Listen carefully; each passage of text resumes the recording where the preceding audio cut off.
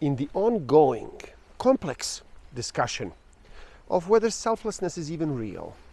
We talked about instinct and discussed how the brain may reject it to choose the middle ground. We discussed physiology and nature, and logic and choice. Now, heart and soul is a third topic to consider when it comes to the question of why some seem to ignore instinct's warnings.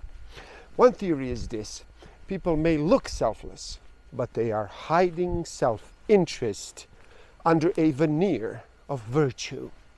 64,000 is the median number of words per book. Average person reads about 200 words per minute. Simple math will tell us that is one book in 320 minutes. To accomplish this in 7 days, numbers say you would have to read for 45 minutes a day.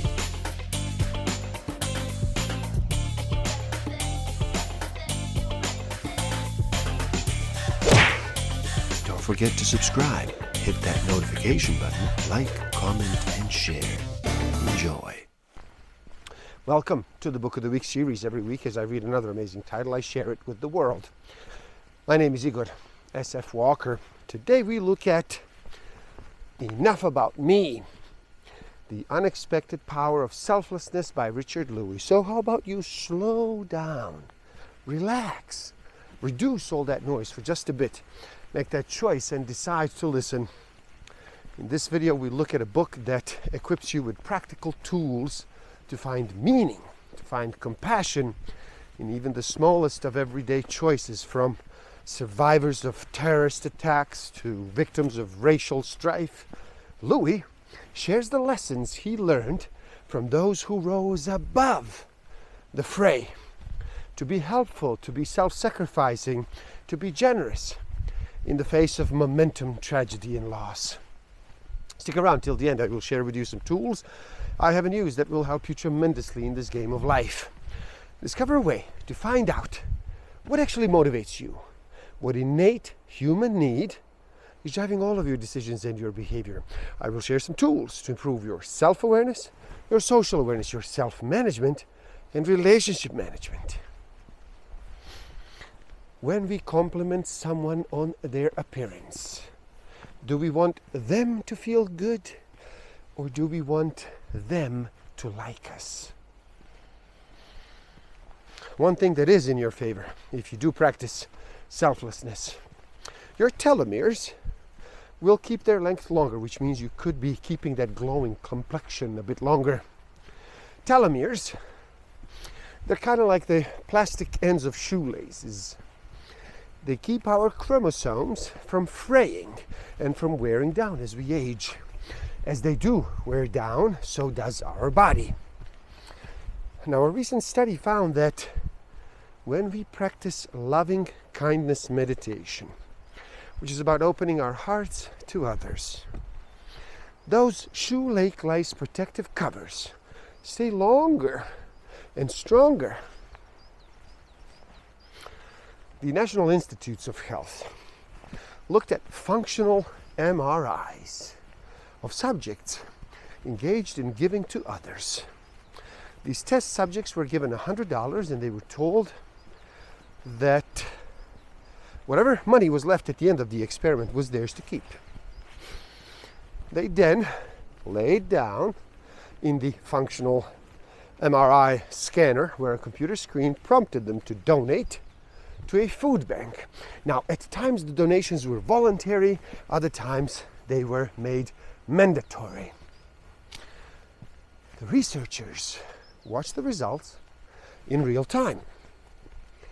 As the fMRI scanners showed which parts of the brain were activated on the heat map, to their surprise, regardless of whether the donation was voluntary or mandatory, they saw the pleasure-related centers deep in the brain light up like a Christmas tree, or Hanukkah menorah, or Kwanzaa kinyara.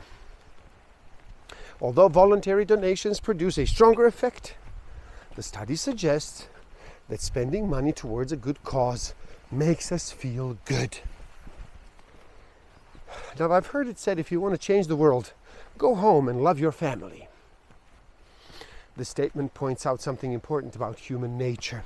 Number one, we often look far off the field to do selfless things. And number two, it's better to start showing true love and kindness to the people that are closest to us. Now, following the contentious 2016 presidential election, a Reuters IPSOS poll found that about 1 in 7 Americans have ended their relationship with a family member or a close friend due to insurmountable political differences.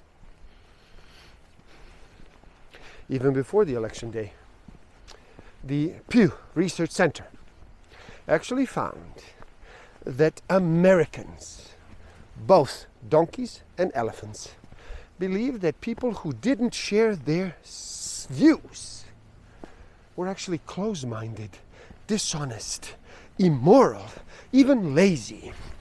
They said that spending time with them made them feel angry, afraid, and frustrated. America. The divide is so deep that it has become countercultural to even be friends with anyone who disagrees with us political. I get it. Sometimes we just have to draw the line.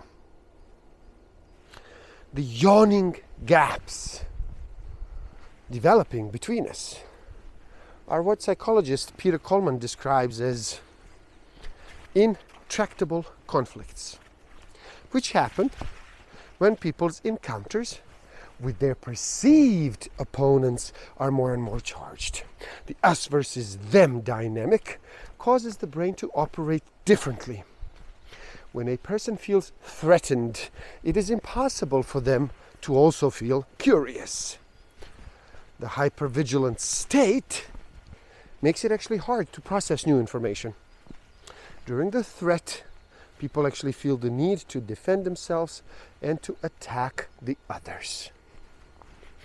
Not many of us are born to be like the courageous person, the edgy and James Bond, if you will. But we can become more courageous by practicing courage in small ways until it becomes part of us. Creativity and morality muscles.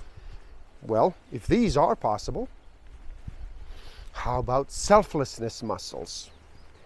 By doing many smaller selfless things, can we actually get stronger, allowing us to work up to bigger selfless acts? Now, this presumes there are smaller and bigger acts on a continuum, if you will.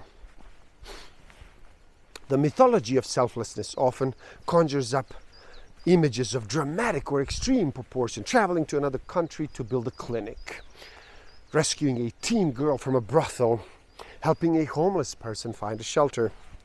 These are certainly great outcomes, but the less dramatic moments of altruism are actually good too.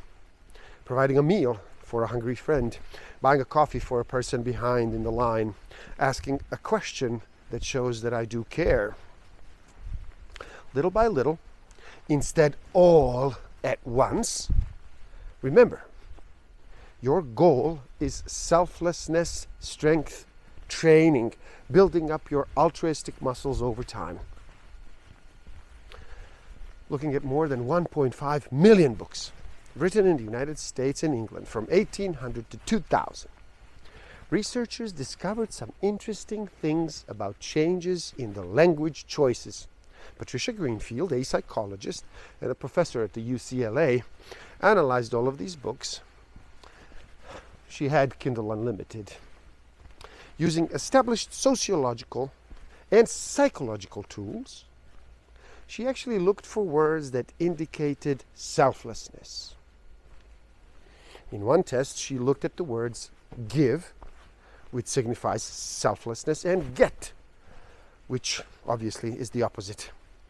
Broken down by the year in which these books were released, she found that we are reading more about getting and less about giving. Since 1800s, the use of get increased by almost 400%, while the use of give decreased by almost 50%.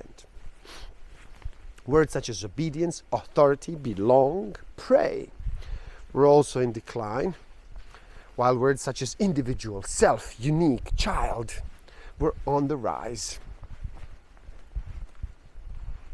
𝐿𝐴𝐻𝐿𝐴𝐻𝐿𝐴𝐻𝐿𝐴𝐻𝐿𝐴𝐻𝐿𝐴𝐻𝐿𝐴𝐻𝐿, and 𝐶𝐿𝐴𝐻𝐿𝐴𝐻𝐿 Gesabir, who are twin sisters, as well as scholars, documented a century's worth of word choices in American books.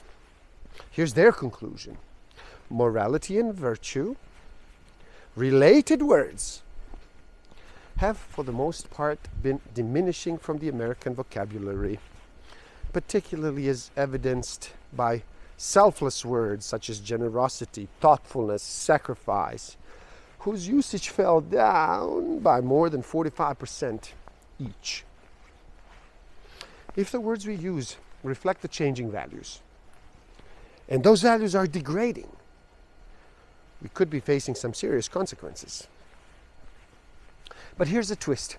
Instead of asking, what have I been blessed with? Consider, what would life be like without the blessings that I do have? Psychologists call this mental subtraction. By considering out how our lives would be without something or without someone, we actually learn more about why we do appreciate those things and those people so much. Addition by subtraction. It's enough to make an arithmetic student's head explode. See, one study asked participants to consider what life would be like if a positive event, such as meeting a romantic partner, had never happened. The participants reported elevated feelings of gratitude. Some were surprised by how unlikely that meeting actually was, and how lucky they actually were that it did happen as it did happen. And there you have it. Enough about me. Please do help out. Simply like this video so more people can enjoy it. Share it too and spread the word. Do leave a comment and share your thoughts. Subscribe to my channel and stay up to date. And the link to this book is in the description below. So buy it, read, never stop learning, especially learning about yourself and nature. So gift yourself by taking the free human needs test on my website and find out what actually motivates you, what innate human need is driving all of your decisions and your behavior. And if you feel you are ready to improve your self-awareness, your social awareness, your self-management, your relationship management, even further, do check out my Master of Life Awareness program. The links are in the description below. Thank you. Love and respect.